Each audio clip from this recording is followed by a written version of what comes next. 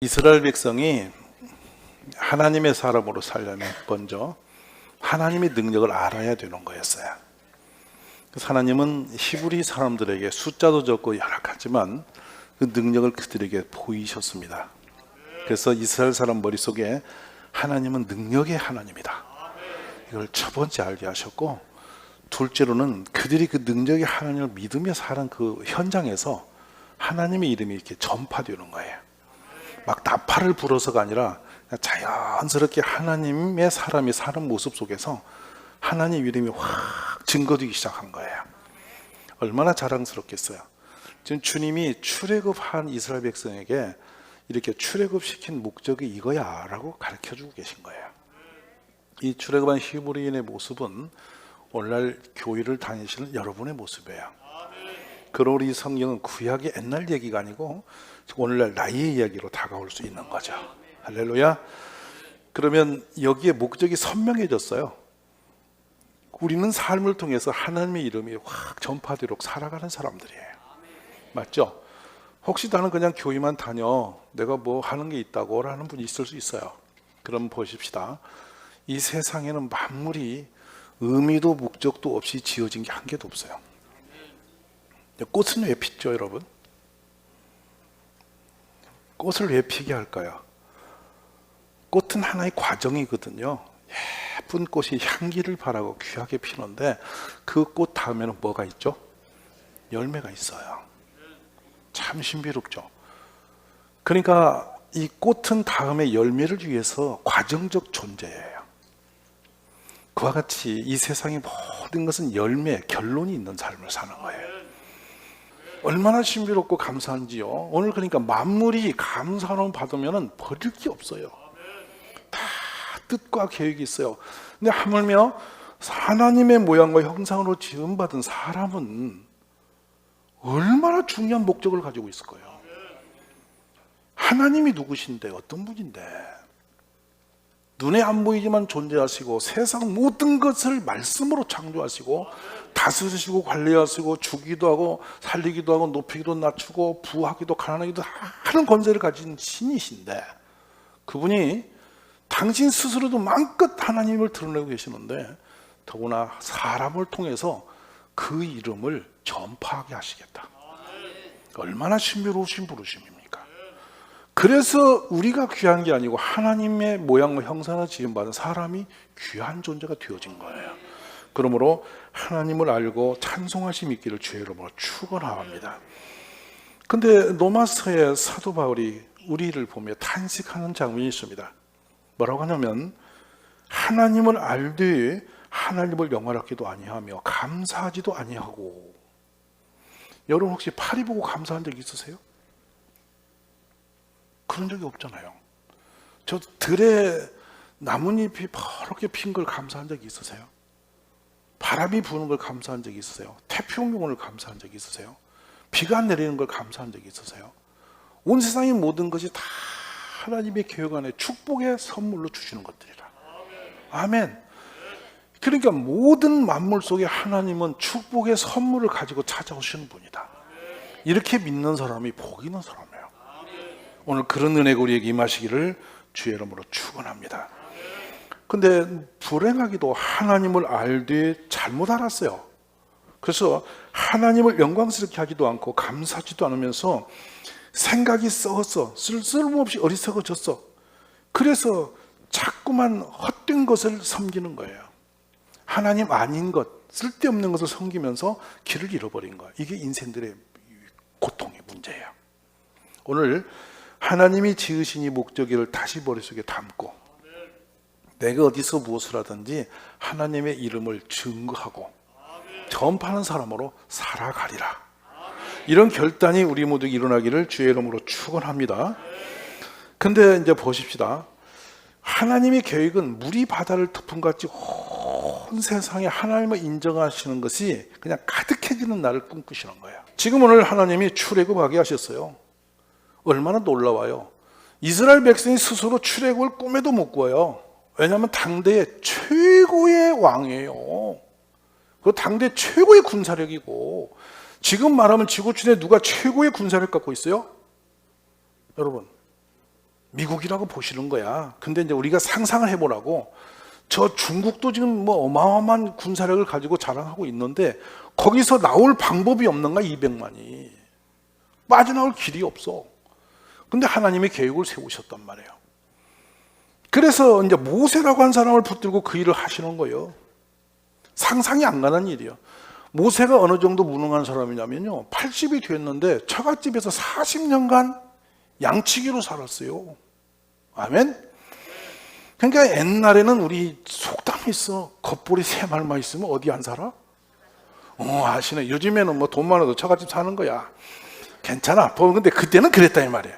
하여튼 그런데 이 사람은 처갓집에 들어가서 40년을 내리 살고 아예 그 집이 사는 집이라고 살아 그냥. 할렐루야. 하는 일은 양치고 돌아다니는 거야. 얼마나 사람을 안 만났으면 입이 굳어갖고 말을 모를까. 그건 거짓말 아니에요. 사실인 거예요. 말도 해봐야 말이 나오지 하도 안 하다 보면 말이 없어져 버립니다. 아멘이세요? 이거는 말을 한동안 안 해본 사람은 아는데 일주일만 말 않고 앉았으면 말이 어두네요.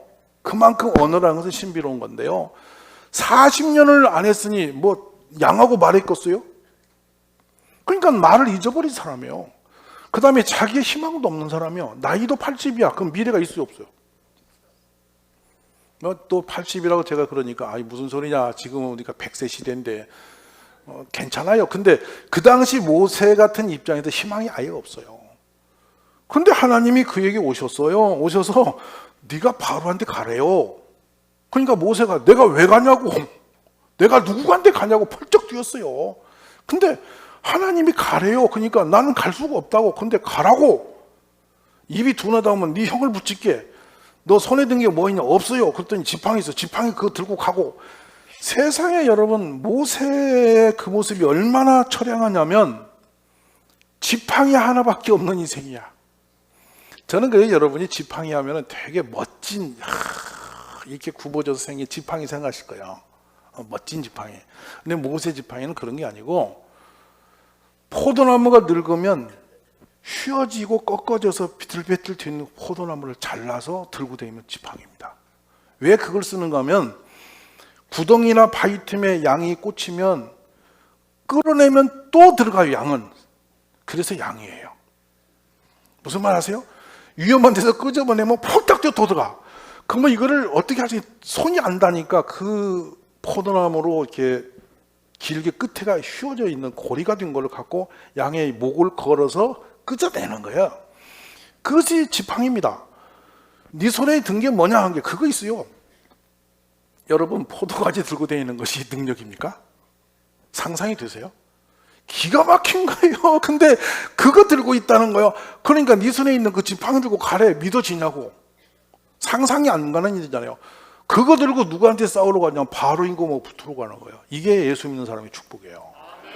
아무것도 없어도 괜찮아. 누가 가면 돼? 주님이 가시면 되는 거예요. 이걸 지금 보게 하신 거예요.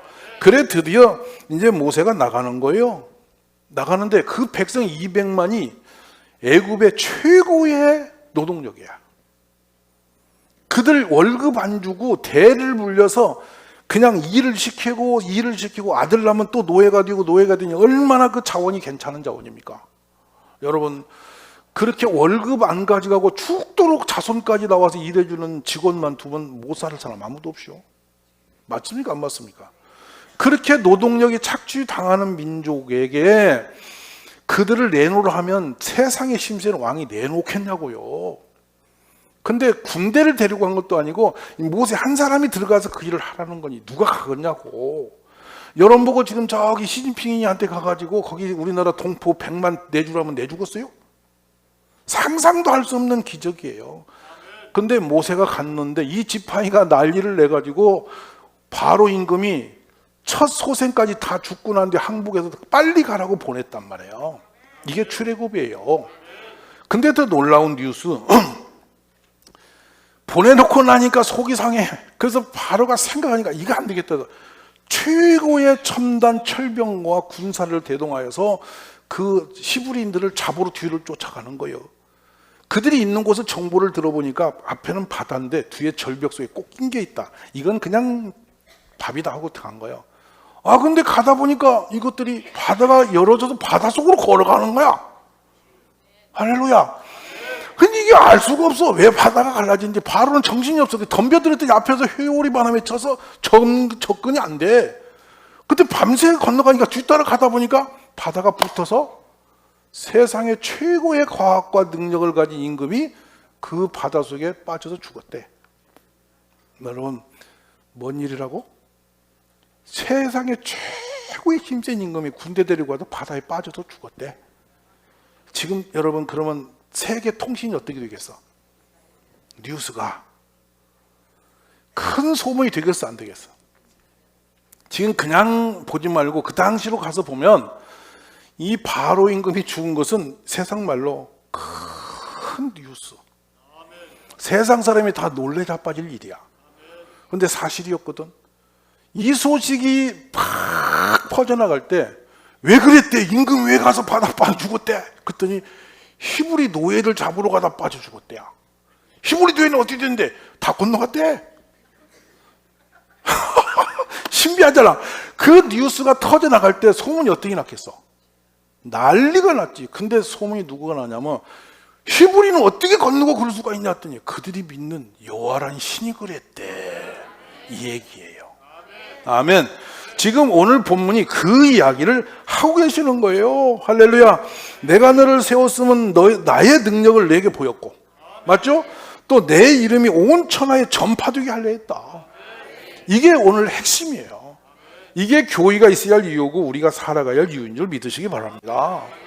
결국에는 우리 능력이 아닌 하나님이 다 하시고 차려놓은 길을 우리는 걸어가는 거예요. 이 기쁨을 누리시기 바랍니다. 우리 주님은 사망의 음침한 골짜기 돌을 건지시는 분이세요. 이 신비로운 축복을 가지고 우리가 하나님이 살아계신다. 내가 죽을 병이 걸려 세상이 못해. 근데 내가 살았다. 기적이다. 내가 별거 아닌데 내가 이런 위치에 갔다. 누가 하신 거야? 하나님이 하신 거다.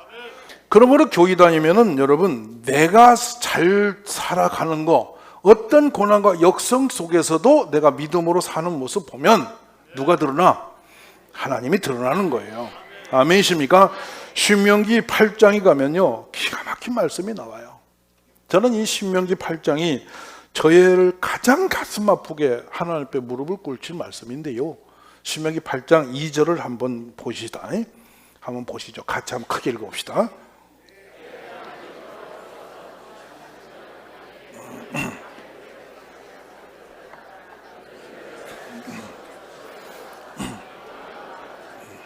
그 목적을 잃어버리고 제 맘대로 살아버리는 거예요. 사람이 나 편한 대로 살고 내 생각대로 살고 세상 분위기 따라 그냥 흘러다니는 거예요.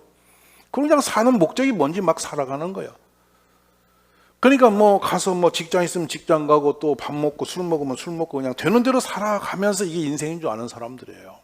그런데 그렇게 정처 없이 사는 사람들을 갑자기 어느 날 하나님이 부르시는 방법은 여러 방법이지만 제일 대다수가 고난한 곳에 내리치는 겁니다.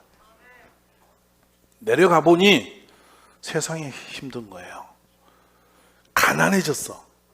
자존심이 상했어. 살에 길이 없어. 아파. 때로 믿음이 생길 때 언제냐? 극한 질병이 들었을 때 갑자기 약한 믿음이 강해져. 아멘. 때로는 있던 부잣집이 홀라당 망해가지고 갈 곳이 없이 되어서 털털 털리고 나면 그 속상해가지고 다 짜져가지고 그때 하나님 계시냐고 해. 아멘.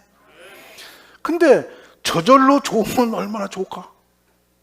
근데 저절로 안 되니까 하나님이 딱 때려쳐서 그렇게 항복을 받으시는 거예요. 제가 그걸 경험한 것이 있는데 짧은 시간에 월 이 매출이 한 2억 9천이 되는데 2억 9,500이 나가. 무슨 말인지 아시는 분? 이거 기업 해본 사람만 아는 거야. 이거 계속 마이너스 인생 사는 거야. 마이너스 살다가 더 말 안 들으면 이제 건강을 내리치시거나 충격적인 사건까지 끌어놓고 항복을 받는 게 하나님이에요. 그래서 여러분 따라해서 좋을 때 잘 믿읍시다. 하면 좋을 때 정신 차립시다. 그래가 하나님이 이제 일으키시는데 그걸 넘어서 믿음이 세워지면 어떤 축복이 있는지를 신명기 8장 7의 10절을 보세요, 여러분. 저 이 말씀을 보고 여러분 예수 믿으십시오. 크게 읽어봅니다. 시작.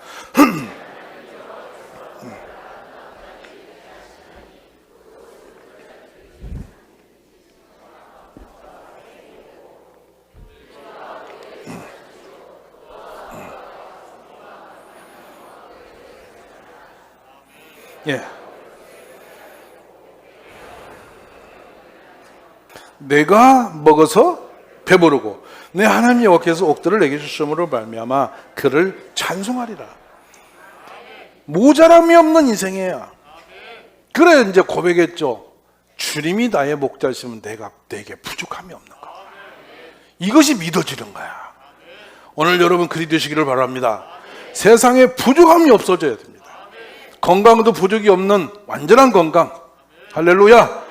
또 우리의 재물도 부족함이 없도록 주시는 은혜. 아멘이십니까? 흘려보내고도 내 잔이 남아. 이게 성도의 축복이에요. 거기에 다다르지 않았다는 것은 아직 우리가 주님의 그 확실한 축복 가운데 못 들어간 증거예요.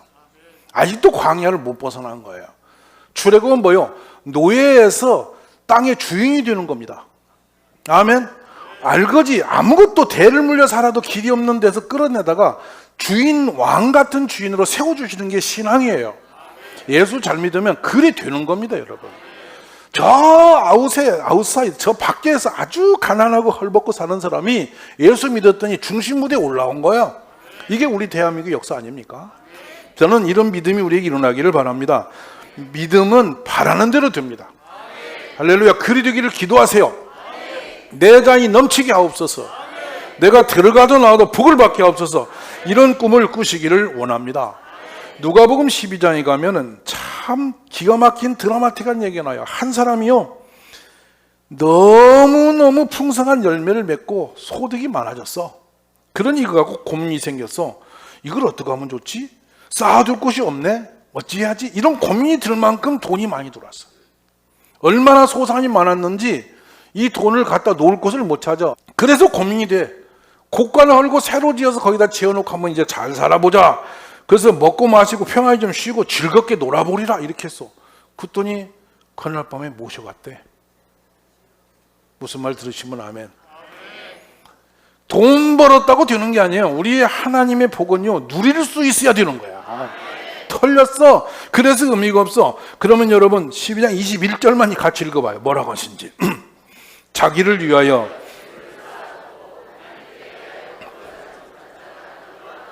그러면 20절 앞으로 가봅니다. 하나님은 이르시되 어리석은 자여 오늘 밤에 내 영혼을 도로 찾으리니 그러면 너가 준비한 것이 누구의 것이 되겠냐? 기가 차죠. 자, 그럼 목적을 잃어버리면 가진 것도 의미가 없다. 항상 내게 주신 것을 하나님을 인정하며 하나님 원하는 길로 걸어가야만 그것이 복이 되고 누릴 수 있고 우리가 부족함이 없이 됨을 인정하시는 말씀인 줄 믿습니다. 할렐루야. 그러면 신명기 6장에서 다시 한 말씀을 들여다봅시다. 신명기 6장 10절을 봅니다. 내 하나님 여호와께서 내게 주리라 맹세하신 땅으로 너를 돌아가게 하시고 너가 건축하지 아니한 크고 아름다운 성읍을 얻게 하시며. 자, 잠깐요. 저기 보시면 내게 주리라 맹세하신 땅, 우리에게 주시라고 하나님이 계획된 땅이 있다, 이 말씀이에요. 아멘. 근데 여러분이 건축해서 아파트 들어가셨나요? 가서 막 콘크리트 비비고 막 철근 엮고 했더니 집이 생겼어요? 누가 지어놓은 집에 거저갔다나? 성경대로 됐어 안 됐어? 아멘 안 하신 분 집을 다 지셨구만. 누가 잘 지은 집에 그냥 들어갔잖아요. 이게 성경대로예요. 자, 그럼 보세요. 자, 11절 읽어봅니다.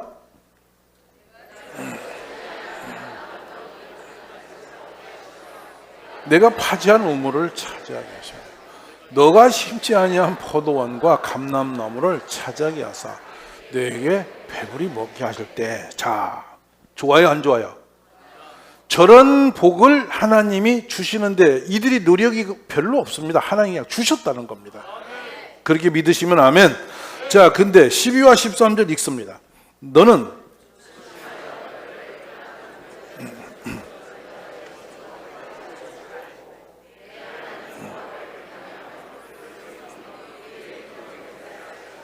아멘.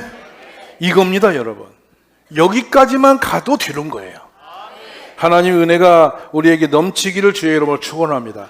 그러면 그 코스대로 목적을 분명히 잡고 하나님의 이름을 전파하며 사는 사람이 되겠다고 믿음으로 딱 세워지면 그때부터 어떤 축복이 있는지를 좀 시간이 있어도 여러분 같이 가봅시다. 여기 한번 보시기 바랍니다. 신명기 28장 3절 한번 읽어봅시다. 크게 한번 읽어주십시오. 자, 어떤 상황도 상관없어요. 들에 있든 집에 있든 성에 있든 그냥 뭐가 와? 여러분 교회 다닐 때 잊지 마세요. 하나님은 모든 창조한 것 위에 하신 일이 복을 주시는 일이었습니다. 사람에게는 특별한 복을 주심을 믿으시기 바랍니다. 자꾸 교회 들어와서 여러분이 돈 물질의 문제가 무슨 죄 짓는 것처럼 착각하는데 여러분 물질이 죄 짓는 게 아니라 마음을 뺏겨서 죄가 지는 거예요. 아멘이십니까? 복을 받으시기 바랍니다. 남에게 주고도 남는 복이 있기를 기도하시기 바랍니다. 자, 그러면 이제 읽습니다. 6절로 갑니다. 너가 7절입니다. 그들이 한 길로 너를 치러 들어왔으나 내 앞에서 7길로 도망하리라. 자, 8절 갑니다.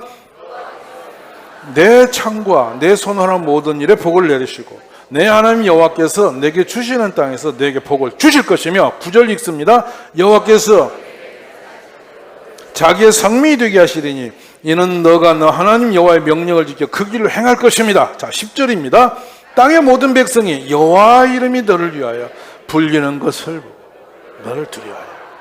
아멘. 이게 믿음의 축복이에요. 잘 되시기 바랍니다.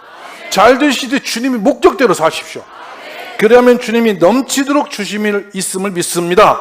자, 그러면 28장 11절 가서 봅니다. 여호와께서 내게 주리라고 내 조상들에게 맹세한 땅에서 내게 복을 주사 내 몸의 소생과 가축의 새끼와 토지의 소산을 많게 하시며 12절입니다. 여호와께서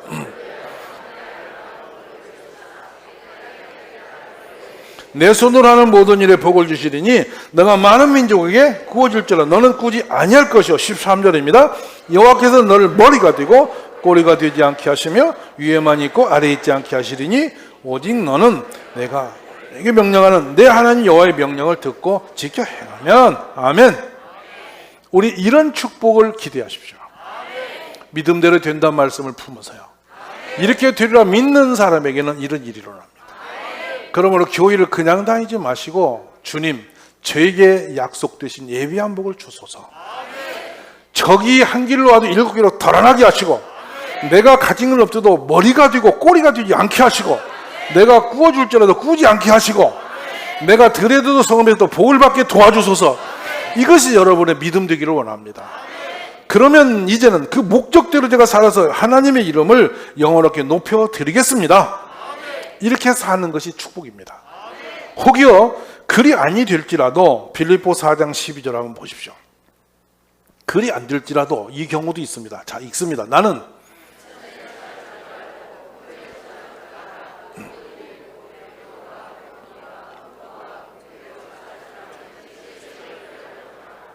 아멘입니다. 초대교회 환란이 많은 절이 있었습니다. 그런데 가난한 가운데에서도 힘써 하나님께 영광을 돌리고 헌금을 보내고 선교를 했던 그런 교회들이 있었죠. 마게도냐 교회입니다. 그들이 그래서 형편인 게 아니라 그렇게 하나님 일에 어려운 가운데도 믿음으로 일어섬으로 더 큰 복을 받았어요.